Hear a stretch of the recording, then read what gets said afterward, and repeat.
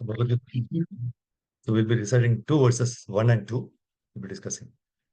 So 7.1. Shri Bhagavan Vacha Maya Sakta Manah Partha Yogam Yunjan Madashrayah Asamshayam Samagram Mam Yatha Jnasyasi Tachrunu.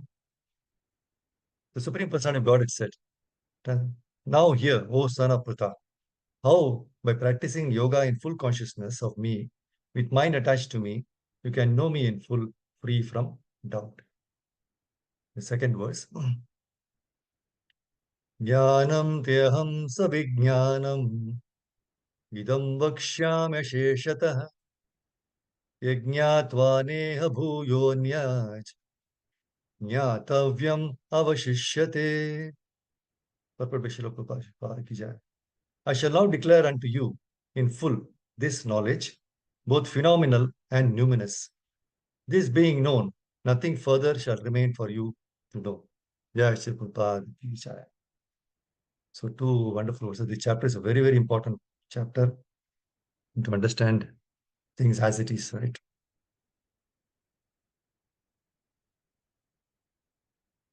See, there's a connection. Last chapter, 6th chapter, right? Last verse. It explains that a yogi who always thinks of me in devotion is the best. He explains so many how to order different types of yoga, what to do, and all this. Right? Finally, he says, Madgaten Amarta Antaratma, he said. So in the first verse, 7.1, which we are discussing today, the first verse he explains how to do so. That is how to always think of me, right? So the last verse he says, concentrate on him in full faith. So how the faith comes? Faith comes from knowledge. Unless you know that, then you will not. So and faith knowledge. So without knowledge, one may doubt the Krishna's position. So therefore, in chapter 7 up to 12, 7 to 12, Krishna is presenting himself. He's presenting the knowledge of himself as the Supreme Personality of Godhead. No? Why does he do that? To inspire and strengthen bhakti. So the first verse stresses on hearing, Shravana. That is acquiring knowledge by hearing as the only process. So that's why in first 1, 2, and 3, these 3 verses, just hear. That is knowing Krishna by hearing about him. So that's why Krishna requests Arjuna to hear both his material and spiritual energies. So it should be through, that's why we say Tat Shunu. Tat Shunu means just hear.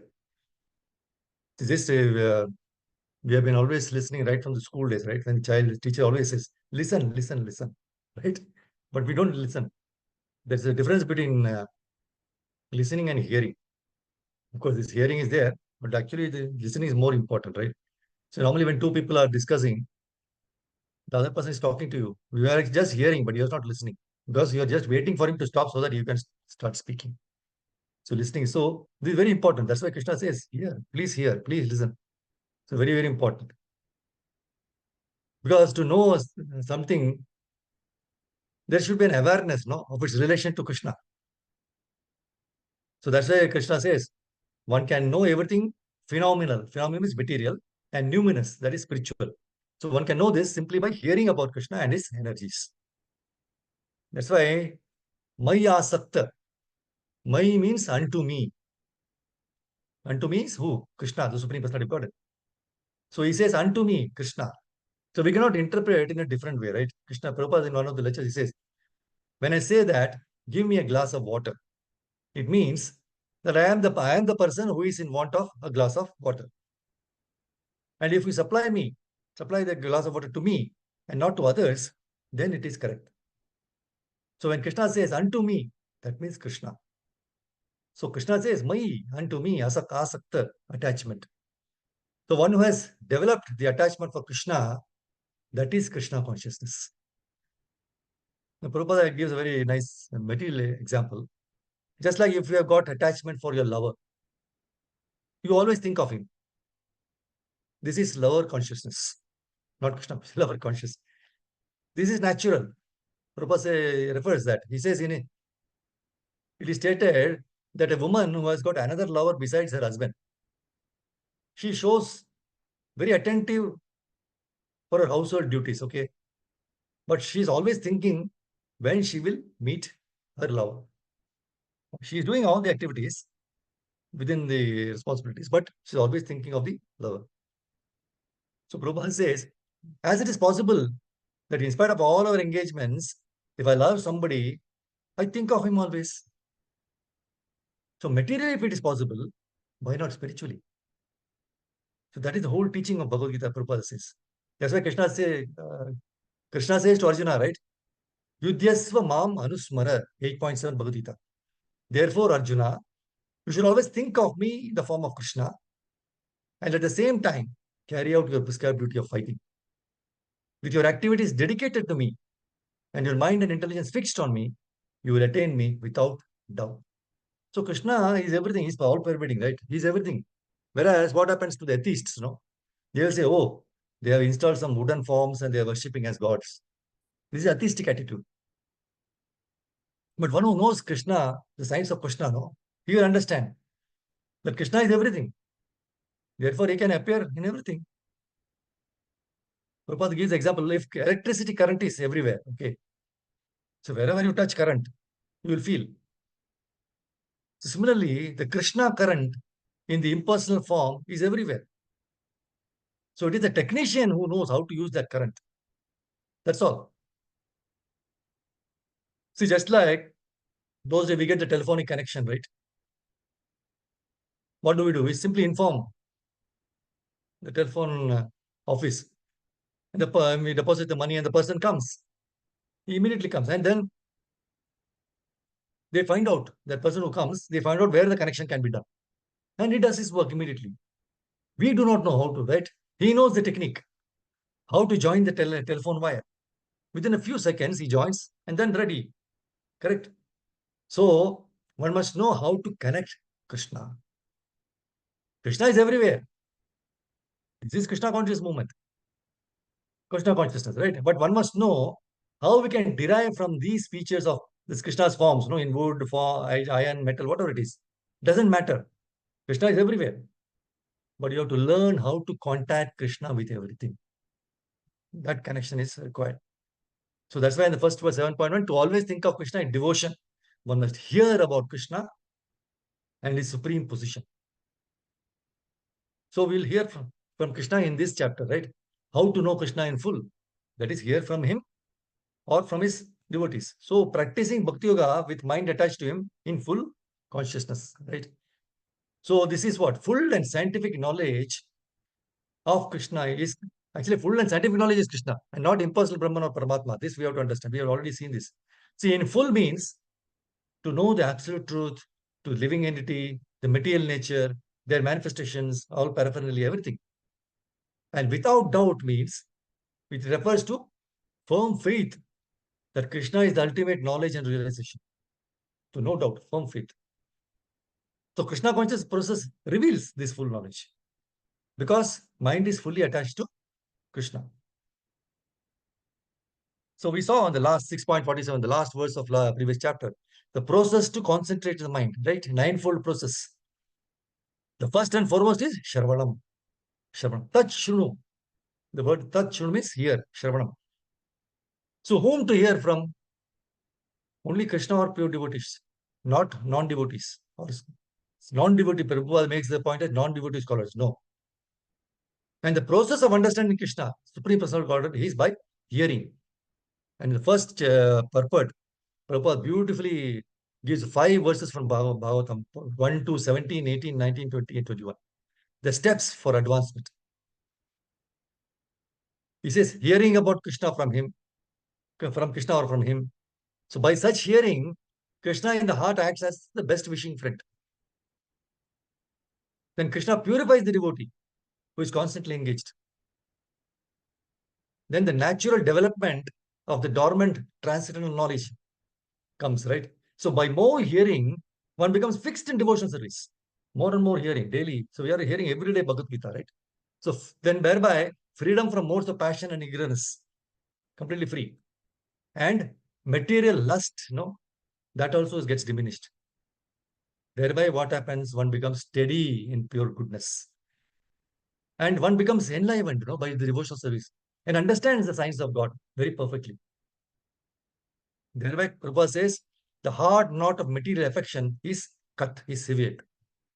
And then ultimately one comes to the stage of, the word gives in the verse is, asamshayam samagramam, complete understanding of the Supreme Absolute Truth.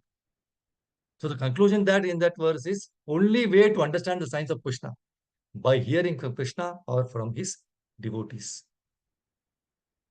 And in the second verse is, Krishna fully reveals knowledge of himself as the Supreme Person of God, the source of both spiritual and material. That is Jnana. Jnana is the phenomenal knowledge, and Vijnana is numinous knowledge. So in that verse, the definition of complete knowledge or transcendental knowledge, that is to know matter, spirit, and the source of both. To know matter, the spirit, and the source of both. And who is eligible to understand this, to get this knowledge? Eligible of, and what is that is devotee and friend. And who is that? Arjuna. So the qualification to receive knowledge is, you should be only a devotee and a friend. Only a devotee in a bona fide parampara and directly from the Lord. Thereby, what happens? Krishna says, nothing else remains to be known. So this phrase in the translation means that when one knows who is the source of all the cause of all causes, right? Sarva karana karanam. That means when one knows who is the source of all, everything, and who is the cause of all causes, and who is the only object of meditation, then everything knowable becomes known. That's why it is referred in Mundaka Upanishad, right? Kasmin Bhagavato Vigyate Sarvam. See, coming back to the first verse, glorifying the power of hearing, because we speak of Tatshunu, right? So, the glorifying the power of hearing, Srimad Bhagavatam, Srila Sutta Goswami says in verse number 177, Yasyam Vaishruyamanayam Krishne Paramapurushe Bhaktir Utpadyate Pumsaha Shokamoha Bhayapaha.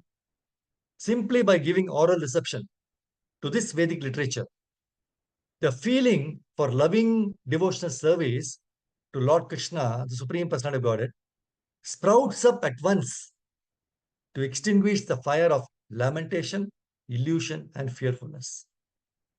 See, just like how the dust, which gets accumulated in our house on a daily basis, our mind is prone to so many anarthas. So much so, we become spiritually blind and fail to see Krishna, who is very much present within our hearts, right? So this verse, 177, teaches us the simple and sublime method to purify ourselves. By simple and submissive hearing, our mind and heart becomes clear, and the Supreme Lord appears immediately to wipe out all the anxieties, irrespective of whether it is about past, present, or future. See, regarding the power of hearing, a very nice story. See, once the sage came across two baby parrots who had lost their mother in a forest. So the sage, he met two families on the way and requested each one of them to take care of the birds. So he gave the first parrot to a family where the family members were very pious, kind, and tolerable. So their house was always filled with transcendental vibrations, So the parrot also simply picked up these good traits from its master. So when the sage visited the family after a few months, even though its master was not present, he's gone out. So the parrot welcomed the sage in a very hospitable manner. Whereas the other parrot that was bought by a dacoit. So all the day the parrot heard only bad things. So when the sage came to visit, the bird spoke in a very rude manner. So in spite of being born to the same parents, the birds picked up different traits depending upon what they heard. Our position is very much similar to the parrot in this story. If we hear about Krishna and his glories, his devotees, and his loving kindness to them, we also get purified. Whereas, if we use this valuable gift of hearing in listening to nonsensical things, right? Nonsense. Then not only does our consciousness gets affected, we also become a source of trouble to others. That's why in the first paragraph of this purport of this first verse, there are various senses of which ear is the most effective. This sense works even when a man is in deep sleep. One can protect himself from the hands of an enemy while awake, but while asleep, one is protected by the ear only. So the importance of hearing is mentioned here in connection with attaining the highest perfection of life. That is, getting free from the three material pangs. So everyone is full of lamentation, no, at every moment. Because he's after the mirage of illusory things. And he's always afraid of his supposed enemy. There is no enemy, supposed enemy. So these are primary symptoms of material disease.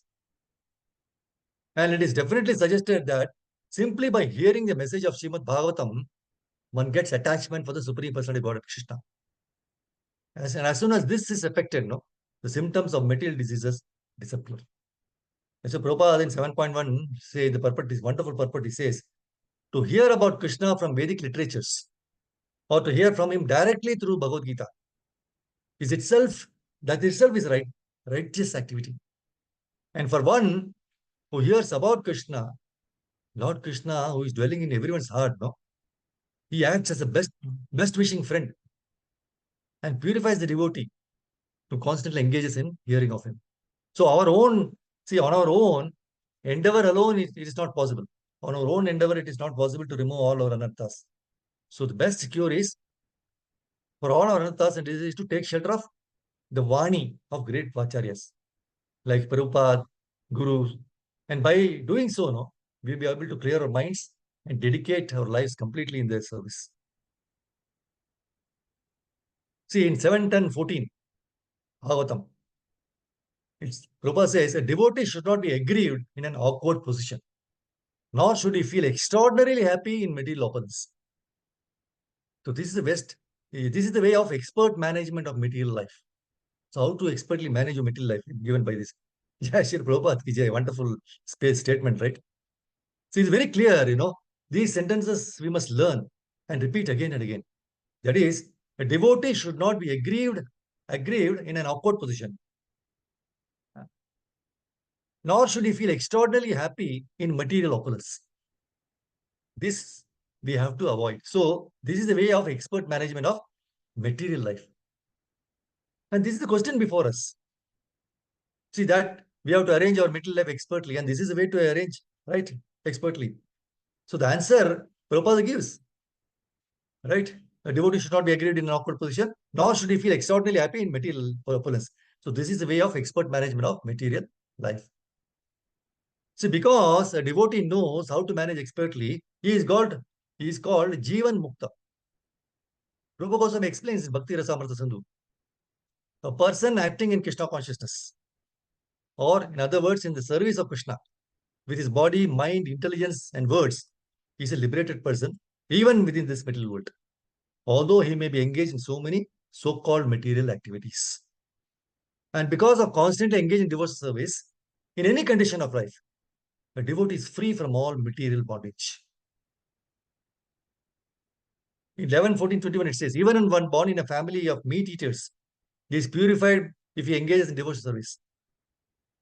So Jiva Goswami, Srila Jiva Goswami cites, logically supporting that anyone who chants about the pure life and activities of Prahlad Maharaj is freed from the reactions of material activities. See, there are very important verses.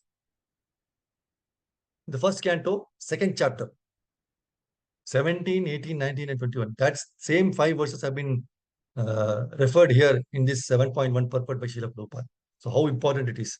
So these verses are directing us to the Supreme Absolute Truth, Krishna. And it shows us the way how to approach the Supreme Absolute Truth.